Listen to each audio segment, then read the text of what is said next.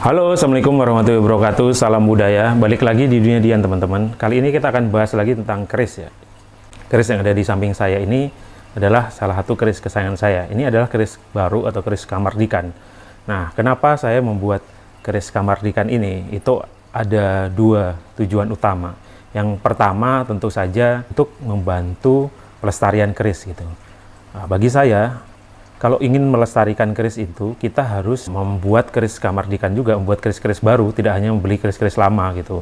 Nah, ditambah lagi juga kalau bisa kita membantu pengrajin atau empu keris yang baru gitu, agar terjadi estafet tuh dari yang senior-senior juga gitu. Nah, dalam rangka itu kemudian saya sering membuat keris baru, lalu terpikir pengen membuat keris baru yang sebagus mampu saya gitu. Lalu saya kepikiran akan membuatnya di ulang tahun saya yang ke-40, teman-teman. Nah, keris yang akan menjadi penanda ketika saya mencapai umur 40. Di dalam budaya Jawa sendiri sebenarnya keris dipakai untuk penanda itu sudah hal yang wajar dan sering dilakukan oleh pendahulu kita.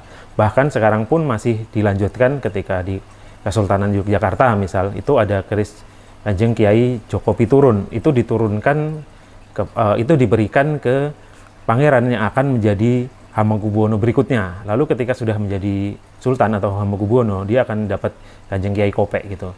Dan lain-lain lah. Kemudian juga di Solo, di PB itu dulu pernah ada keris sebagai penanda persatuan antara umarok dan ulama, atau antara keraton dengan ingin menjalin hubungan baik lagi dengan para ulama yang sempat renggang gitu. Lalu dia mengumpulkan semua paku-paku yang ada di masjid se-Jawa, lalu kemudian dikumpulkan, ditempa menjadi sebuah keris, jadilah Kanjeng Kiai Pakumpulan gitu. Keris yang berasal dari paku dan melambangkan perkumpulan atau kebersamaan. Lalu juga ada keris sebagai penanda hal-hal yang lain itu udah sering terjadi di zaman dahulu gitu. Nah, makanya saya ingin juga melestarikan hal itu dengan cara menandai usia saya yang tahun ini genap 40 itu dengan membuat sebuah keris gitu. Nah, ini dia kerisnya. Lalu kenapa usia 40 gitu? Karena usia 40 itu adalah usia yang utama gitu menurut saya. Karena itu keris ini kemudian mendapat gelar, ini diberikan oleh sahabat saya Ustadz Salim Filah, itu gelarnya Kiai Yuswo Utomo. Karena Yuswo artinya usia atau umur, Utomo artinya utama, jadi usia yang utama. Karena memang usia 40 itu termasuk usia yang utama ya. Nabi diutus menjadi Rasul di usia ke-40. Lalu di Al-Quran sendiri usia 40 itu juga dimention mendapat keutamaan lah. Ketika seorang sudah mencapai usia 40 diharapkan hidupnya akan semakin lurus-lurus saja, hidup yang jalan yang benar. Juga kalau di literatur barat misal dikenal sebagai ada slogan bahwa life begin at 40, jadi hidup ini dimulai ketika orang berusia 40 gitu. Jadi usia 40 itu ibarat hidup baru dimulai, karena secara psikologi juga orang lebih matang di situ, lalu juga lebih mapan segala macam. Bahkan ada nyebut puber kedua, karena di situ orang lebih bergairah, hidup seperti remaja kembali dan lain sebagainya. Intinya usia 40 itu usia yang utama. Lalu kemudian saya membuatlah keris Kanjeng Kiai Yuswo Utomo. Nah, keris ini itu dibuat oleh empu muda dari Malang, yaitu Mas Krisna atau Empu Singo Menggolo Putro ya. Kita lihat langsung ya teman-teman kerisnya ya. Ya, ini kerisnya teman-teman.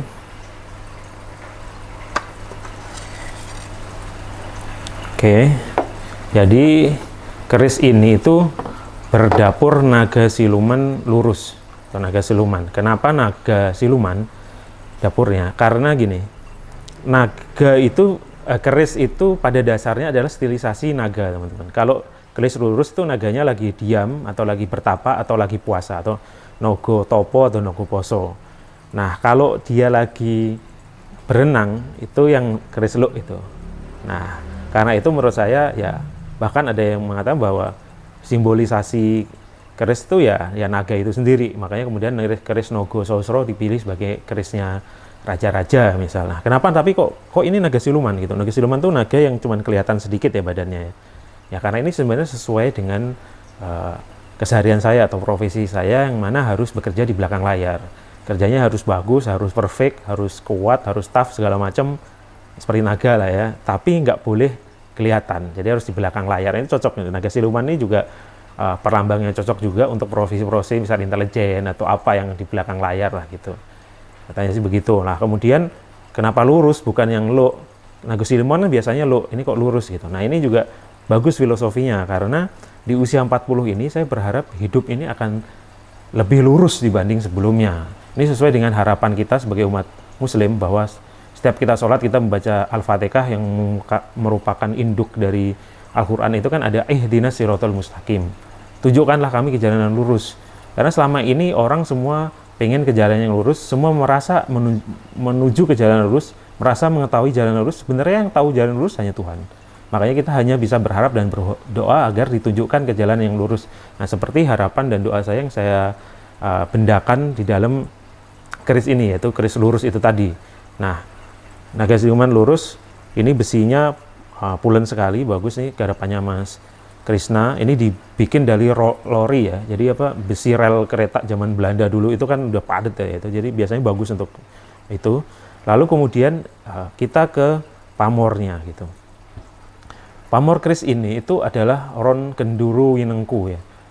Mas Krisna sendiri sebenarnya nyebut pamor ini sebagai pamor bulu ayam, karena memang kalau di Jawa Timur atau di Madura itu pamor seperti ini adalah masuknya pamor bulu ayam. Tetapi sebenarnya di keris Jawa itu tidak dikenal pamor bulu ayam itu. Kalau kita baca-baca buku pamor itu adanya yaitu pamor ron kenduru. Ini sebenarnya walaupun jarang-jarang ya, bedanya dengan ron kenduru itu kan yang padat. Ini jarang-jarang tapi tetap masuk di ron kenduru. Tetapi sempat juga mirip dengan mayang mekar. Sebenarnya pengen saya sebut mayang mekar, tetapi mayang mekar itu lebih keriting ya. Jadi ini masuknya ron kenduru aja gitu. Nah, ron kenduru ini juga bagus sih sebenarnya, melambangkan tangga kehidupan ya. Ini jadi kayak kita napak kehidupan yang makin lama makin nyawiji atau menjadi satu di pucuk ini. Jadi nyawiji. Jadi hidup itu harus begitu. Lama-lama kita harus semakin tinggi, kita harus tidak semakin sombong, tapi semakin tawaduk dan nyawiji dengan yang punya hidup ini, yaitu Allah Subhanahu wa Ta'ala. Lalu kebetulan alhamdulillah ada 17 daunnya di sini. 17 daun ronnya ini ada 17. Itu melambangkan bahwa kita sebagai umat Islam itu sholat sehari 17 rakaat minimal gitu. Dan itu juga angka 17 itu juga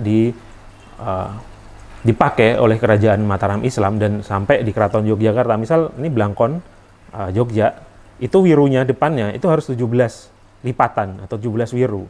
Karena apa? Melambangkan 17 tadi itu angka sholat itu tadi. Nah, ditambah lagi di gonjonya ini itu ronnya ada 5 melambangkan jumlah sholat dalam sehari, juga rukun Islam ya 5 itu, juga Pancasila atau pokoknya angka 5 itu angka yang Islami sekaligus Indonesia sekaligus nasionalisme. Ini bagus kan, jadi ronnya yang 17 ini 5. Nah ini sangat melambangkan sekali apa yang saya yakini sebagai orang Islam dan juga sebagai orang Indonesia gitu, 5. Lalu kemudian ini bukan ron kenduru biasa karena ada frame-nya atau ada wengkonnya. Ini bisa disebut sebagai ron kenduru winengku gitu.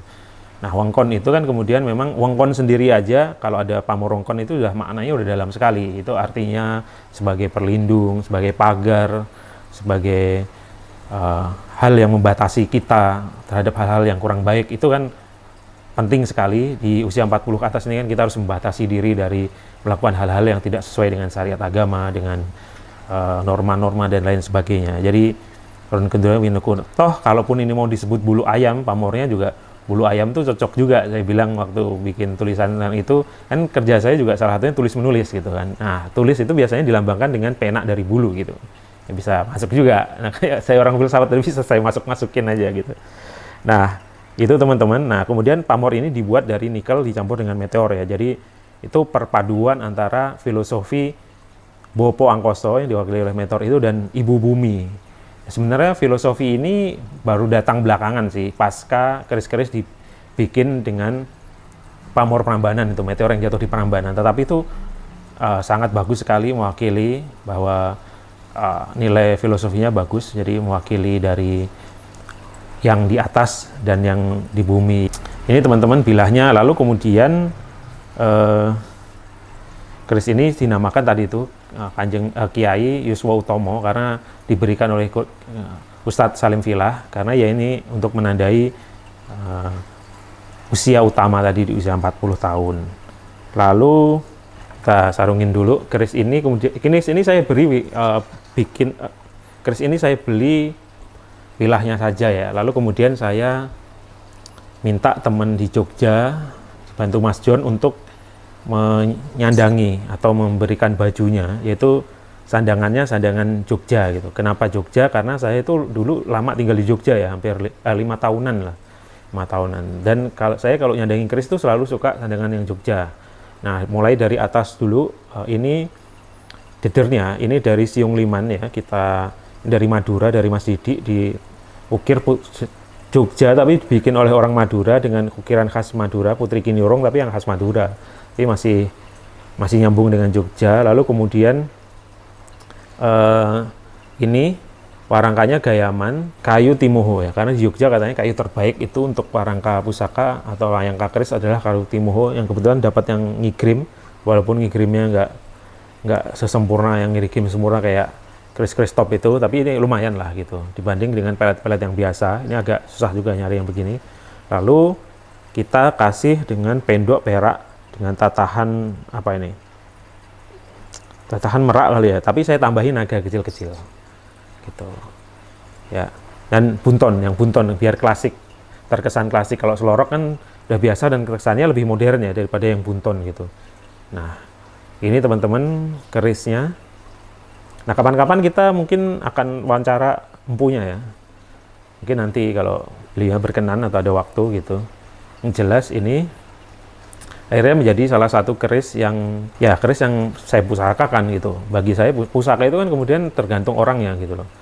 Tidak harus yang dari keraton terus pusaka hanya yang dari keraton, kan enggak juga. Dulu keraton dikasih souvenir pistol misal dari orang Eropa, itu pun kemudian juga sama keraton dijadiin pusaka gitu. Lalu pelana kuda yang awalnya juga mungkin barang biasa, soalnya kemudian dijadiin pusaka karena mungkin ada jasanya atau sejarahnya segala macam gitu.